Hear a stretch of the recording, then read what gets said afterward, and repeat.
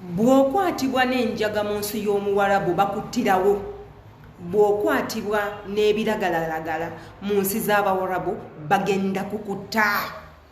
Tuyina Abanayuganda abakwatiddwa abaana abawala babakwatidde mu ggwanga erya Saudi Arabia nga babakutte n'enjaga nga bayina ebiragalalagala babikukusizza babiyingize eggwanga eryo. Tusomesa nnyo ku mateeka agakwatagana ku nsi zineno ez'obuwarabu. Omuntu agenda kumbuuza gw'atali muwarabu amateeka ago gamanyi otya? Ekisooka nze ndi mukyala musiraamu kinkakatako okumanya abantu b'engoberera biki bye bakkiririzaamu, biki bye baagala ne bye batayagala. Ekyokubiri ezo ensi ze muli muttagalira mu nze nazigenda mudda. Ekyokusatu ensi ezo zigoberera nnyo amateeka. Ekyokuna bw'oba toli muwulize era ogenda kuzifiiramu y'ensonga lwaki ebintu ebyo mbimanyi. Tukyali ku musango gwa Kasumba Juma gwe tutamanyi Kasumba Juma alivaayo oba talivaayo, oba bamutta oba mulamu, oba bagenda mutta ddi oba tebamutte, oba bagenda mutemako ddi omutwe, oba bagenda muteeka ddi kalabba, tetunnaba kumanya kubanga paka kati kweje emyaka gyonna Kasumba Juma akyali mukomera mu ggwanga erya Saudi. Naye nga kiki bamukwata n'enjaga eyajja okukola umra, yajja na bisawo bya njaga n'akwatibwa. Nze Sheila Adita ankomyewo n'akatambi kaneeno kakusomesa. Gwe wenna anyumirwa videos zange nsaba Mukama ku ekyo ky'osinga okwagala. Subscribinga gw'abadde tanaba subscribinga, kwata ku kade, commentinga ku videos kubanga oli omu ku bammemba. Gy'okoma commentinga videos nezikoma okutambula ate era n'okulaga abantu amakulu agali mu katambi. So commentinga, sharinga, likinga, invitinga abantu bajje babere nga batwegattako. Ngenda baka akatambi kembateerawo mukawulirize baganda baffe abawala be bakwatidde mu ggwanga erya Saudi Arabia nga bayina ebisawo by'enjaga. Tumale ate era tukomewo. Nga tukyasaba justice eya Kasumba Juma ono omuvubuka omuto gwe bakwata n'enjaga e Saudi Arabia nga agenda kukola wumula. Ate mulowooza tebaazemu ne bakwata abalala abakyali babiri nga bayina enjaga nga bagitambuza. Banange ogwe wenna ng'olina omuntu ng'ekirooto kyo kyakola wumula oba hijja e Saudi Arabia, musomesa omugambe ku mateeka g'e Saudi Arabia namwe abatambuza abantu. Mubasomese mubagambe banange eno tebakukusizaayo njaga. Kubanga sofa bw'obanga oli mu kusoma ku bintu bwe bityo bagamba nti almost kati bakawera Abanayuganda 10 nga bakwata baleeta enjaga mu Saudi Arabia. Gye bujjako mu maaso ojasanga ng'eggwanga lyaffe ery'e Uganda baba baaninze okuddamu okukola hijja oba wumula kubanga temwagala kuwulira.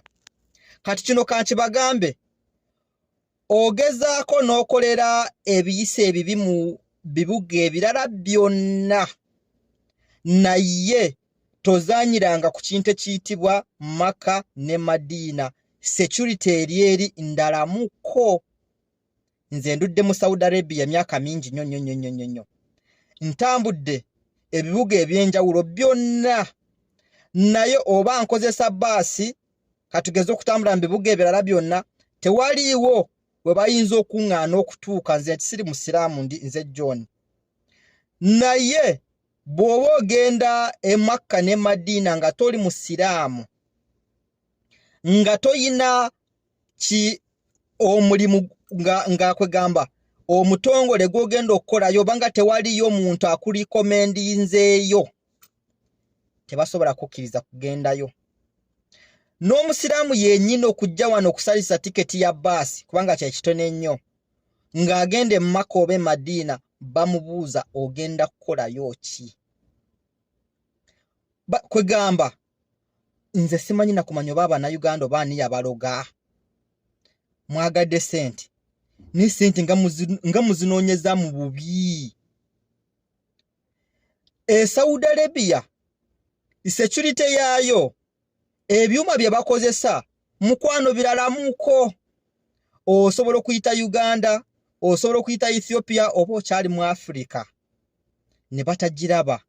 Bo bagamba mubakebera nabo bayina ebyuma ebidetectinga drugs ezo, naye omuntu ayitamu bulungi, naye ko tandiko n'oyingira mu Asia bwoti mukwano buli kimu kyanjawulo era baba bagenda kukwata.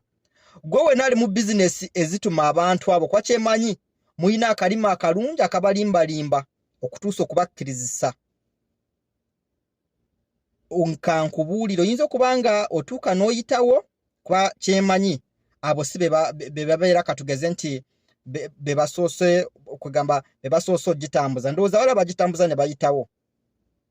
Naye mwe be bagituma okugitambuza kambabuulire Saudi Arabia tebazaanyirayo. Mukyafa, mukyakaabya abantu bammwe, mukyaleetera obuzibu abantu be mutambudde nabo. Banange muve mu byekisiru, muleke kutambuza drugs mu Saudi. Eggwanga lyaffe mugana nakuluweesa erinnya ebbi nga tebakyakiriza muntu yenna kuyingira eno okukola ijjo bawumula olw'empisa zammwe.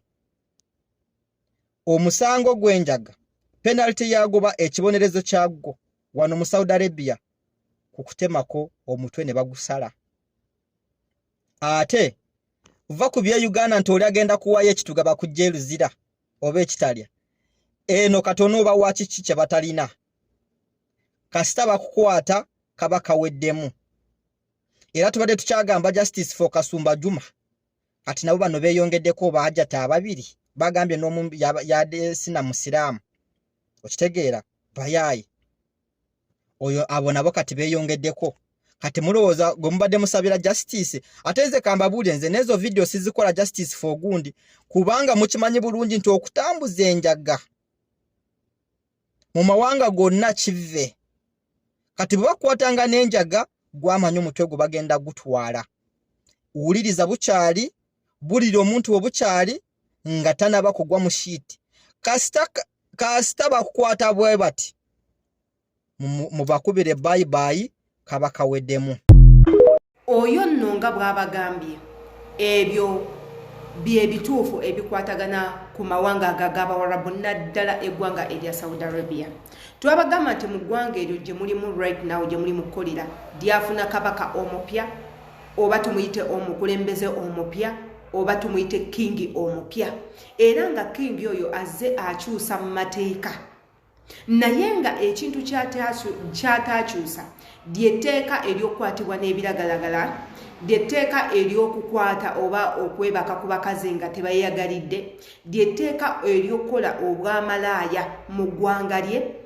Ebyo byonna teyabikyusa. N'etteeka ly'obubbi teyalikyusa. Etteeka ly'okutta teyalikyusa. Kati gwe bw'obanga oli eyo ng'olowooza nti ogenda kukola buli kimu ky'oyagala olw'okuba gw'olowooza onooteerebwako feva osonyiiribwe munnange ogenda kufiirayo. Ate at the end of the day ife woofa tetusalwa oba ofa n'ofa naye ate abeewammwe ye okufaako nga kuli awo ofudde otya biki ebikuviiriddeko okufa era naani akusse. Simanyi oba olugendo lwammwe olw'okufa mubeera awo ne mululowoozaako nga nze wendulowoozaako. Nze ntya okufa nga nfiiridde mu kuswala ekintu ekyo nkitya nnyo era nkisaba nnyo Katonda ansaasire essaawa yange esembayo ereme kubeera mu kuswala.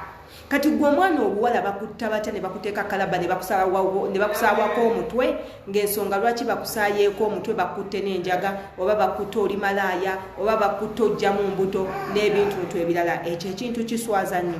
Era ne tubasomesa ne tubagamba nti ezo ensi ze mugendamu okunoonya ssente ez'Abawarabu tezisaaga etteeka libeera tteeka. Era nga etteeka likola ku munnansi n'atali munnansi. Teririiko nti munnansi bagenda mu favoringa atali munnansi bamuleme mu favoringa. Nedda mwenna etteeka libakolako omulundi ogwo nti omusawudi waakola ekintu ekibi ekyetaaga okukangavvulwa bagenda mukangavvula. Bw'aba waakutemwako omutwe bagenda gutema.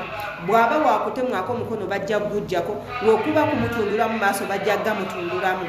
Naawe atali munnansi bw'okola egimu ku egyo emisango bajja kukola kyekimu. Kati bannyinange imbakuutira imwe abaagala okugenda mu ezo ensi bannange tubeegayiridde musomeeko mumanye ensi ze mugendamu okukoleramu, ensi ze mugendamu okukola umra, biki by'otalina kugenda nabyo ne by'olina okugenda nabyo, era musobole okutaasa obulamu bwammwe. Eri tewayingira njaga era tegendayo. Tetugamba nti abantu bayo tebaginywa, baginywa. Bayina engeri nnyingi nnyo ey'ogifuna, naye leka kubeera omu ku abo abatandika okubatwalira enjaga, kubanga ekibonerezo ekinaava omwo muganda wange tetumanyi otya bw'ogenda kusasula. Oyinza okusasula kinene nnyo okusinga ku kyotaddemu. Oyinza okufiira mu kkomera obulamu bwo bwonna, oba okukola ekintu ekya n'okutundamu ebitundu by'omunda. Kati gw'obeera eyo nga bagamba okukutta nga bakusaayeeko omutwe, kabakutwale bakuggyemu ensigo bazitunde, omutima bagutunde, basigale nga bagagga ate era nga bakuse. Yenze Shula Adita Imbagala.